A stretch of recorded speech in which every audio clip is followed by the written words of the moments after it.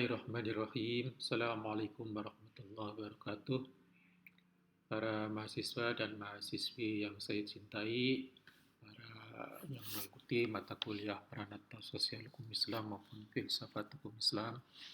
Kali ini saya mau berbicara tentang tujuan hukum Islam dalam melindungi harta atau maqasidus syariah fi hifdzil mal.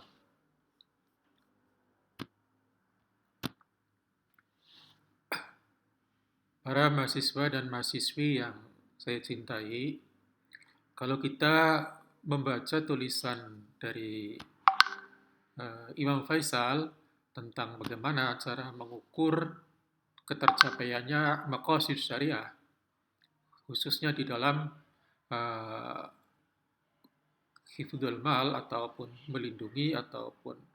melindungi harta, maka ada 4 indikator yang digunakan. 4 indikator itu adalah pertama yang orang menyebut Gini indeks atau Gini koefisien. Gini koefisien itu untuk mengukur tingkat kesenjangan pendapatan. Sejauh mana kesenjangan pendapatan antara kaya dan miskin.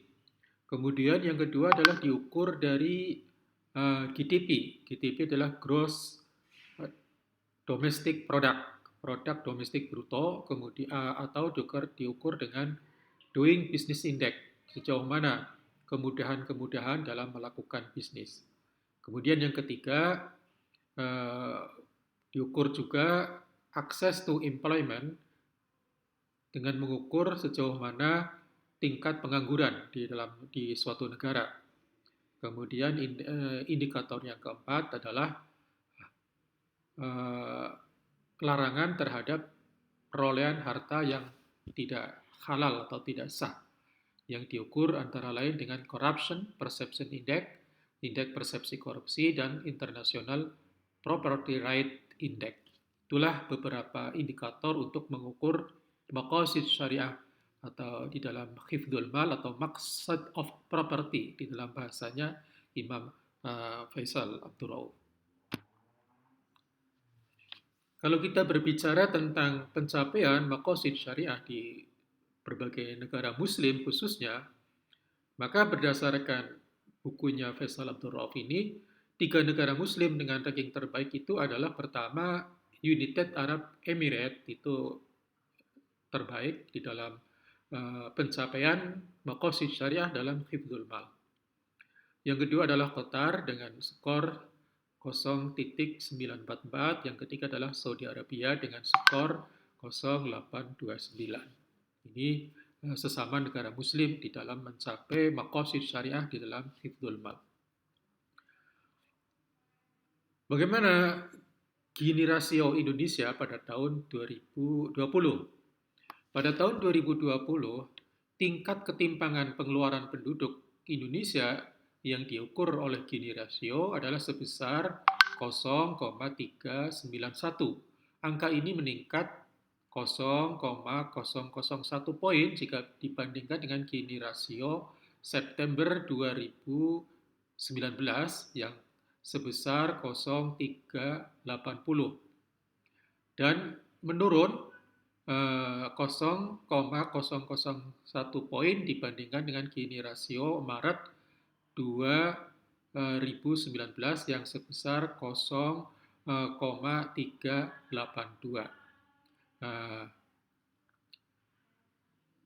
Gini rasio 0,381 disebut meningkat itu karena ketimpangannya itu lebih kurang lah, katakanlah seperti itu.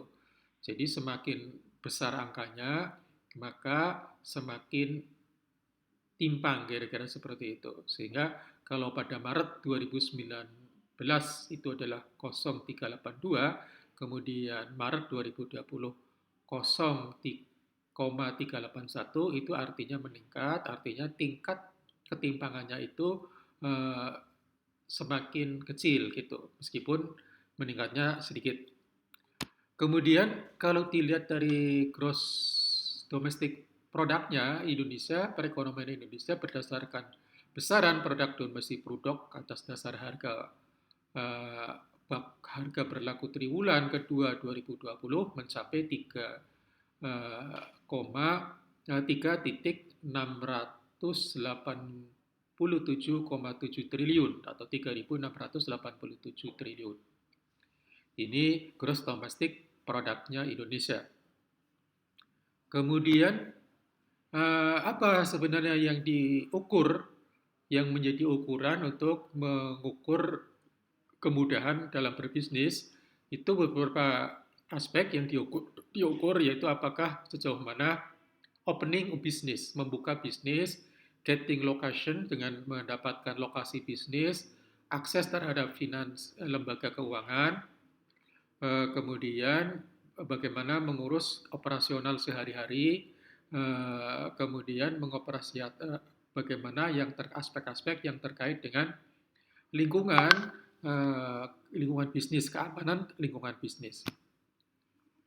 Nah, dilihat dari segi easy of doing business ranking untuk membuat bisnis secara mudah, dari 190 negara, Indonesia berada pada ranking 136 dengan skor 69,6, berada di bawah Vietnam dengan ranking pada ranking 133 dengan skor 69,2. Jadi Indonesia dibanding Vietnam itu lebih bagus Vietnam di dalam urusan bagaimana memfasilitasi bisnis supaya bisnis itu lebih mudah.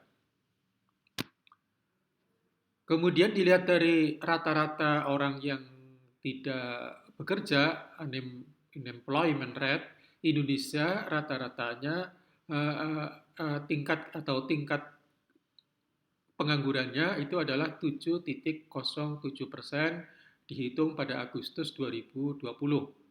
Dari sebelumnya yaitu pada Agustus 2019 itu hanya 5,28%. Artinya tingkat pengangguran itu meningkat. Kemudian Corruption Perception Index, indeks persepsi korupsi Indonesia skornya adalah 40 poin dari 100 poin pada tahun 2019 berdasarkan Corruption Perception Index yang dilaporkan oleh Transparansi Internasional. Jadi dalam laporan yang dirilis oleh KPK, meskipun lambat tetapi pasti slowly but surely Indonesian Corruption Perception Index score continues to improve. Jadi skor tentang indeks persepsi korupsi Indonesia meskipun lambat tetapi terus semakin baik dari tahun ke tahun. Tahun ini Indonesia Perception Corruption Index-nya itu meningkat 2 poin dibanding tahun sebelumnya. Jadi berada pada poin 40 dan dalam ranking negara Indonesia dari berbagai negara Indonesia menempati posisi 85 dari 180 negara. Nah, kemudian kalau kita berbicara International Property Right Index, indeks hak-hak untuk mendapatkan kepemilikan, Indonesia skornya adalah 0,065 sampai 5,341 yang menempatkan Indonesia pada ranking 12 di Asia ataupun di negara-negara Oseania ya. Dan Indonesia menempati ranking 68 di dunia. Indonesia diklasifikasi oleh International Monetary Funds IMF sebagai bagian dari Emerging and Developing Asia Group dengan lower middle income country. Nah, entrepreneur rate salah satu yang diukur untuk mengukur tingkat pencapaian maqasid syariah dalam hifdzul mal adalah entrepreneur rate. Jadi rata-rata orang yang sebagai pengusaha. Indonesia itu dibanding jumlah penduduknya itu rata-rata yang menjadi pengusaha termasuk di dalamnya pedagang itu adalah hanya 1,56%. Ini pada tahun eh, 2014. Pada tahun 2014 itu coba kita bandingkan ya. Kita bandingkan dengan Malaysia. Indonesia itu masih di bawah Malaysia. Eh, yang eh, entrepreneurnya atau pengusahanya itu adalah 5%. Sementara kalau dibanding Amerika itu lebih jauh lagi. Amerika itu adalah 12%. Nah, untuk Indonesia menurut para peneliti itu angka yang kira-kira moderat atau angka-angka yang kira-kira wajar itu mestinya Indonesia bisa mencapai target 2% dari penduduknya itu yang menjadi katakanlah pengusaha atau menjadi pedagang.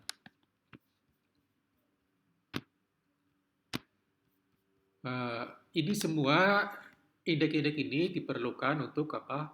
Melihat performa Indonesia di dalam sejauh mana Indonesia itu sudah mencapai maqasid syariah di dalam hifdzul mal.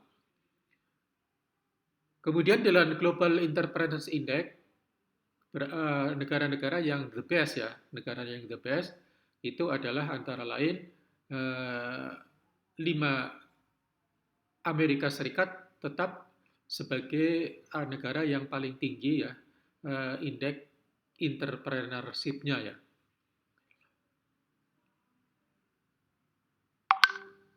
Dengan skor Amerika itu dengan skor 86,8. Sementara 5 negara dengan yang terbaik di dunia tentang entrepreneurship-nya adalah selain Amerika adalah Switzerland atau Swiss, Kanada, Denmark, dan United Kingdom atau Inggris. Nah, oleh karena itu saya ingin mensetir sebuah hadis yang sebenarnya juga memotivasi umat Islam untuk menjadi pengusaha ataupun menjadi pedagang. Dalam sebuah hadis dikatakan bahwa uh, Rasulullah bersabda, "Alaikum bitijarah fa inna fiha tis'atu asyari rizq." Hendaklah kalian berdagang karena berdagang merupakan 9 dari 10 pintu rezeki. Di sini berdagang saya maksudkan termasuk adalah entrepreneurship atau menjadi pengusaha. Sebagai catatan akhir, berbagai peranata institusi, baik itu hukum, politik, ekonomi, dan sebagainya, mesti diarahkan agar kualitas hidup warga negara Indonesia meningkat dalam berbagai aspek melalui berbagai alat ukur yang dapat diuji secara akademik. Itulah gambaran tentang maqasid syariah, tujuan syariah di dalam melindungi harta yang kemudian diukur dengan berbagai macam alat pengukur yang bisa diuji secara akademik untuk mengukur sejauh mana kemajuan Indonesia atau kemajuan dunia sebagai bagian dari dunia Islam di dalam mencapai kesejahteraan atau perlindungan di bidang harta. Sekian kurang lebihnya saya mohon maaf. Wallahul muwaffiq ila aqwamit thoriq. Wassalamualaikum warahmatullahi wabarakatuh.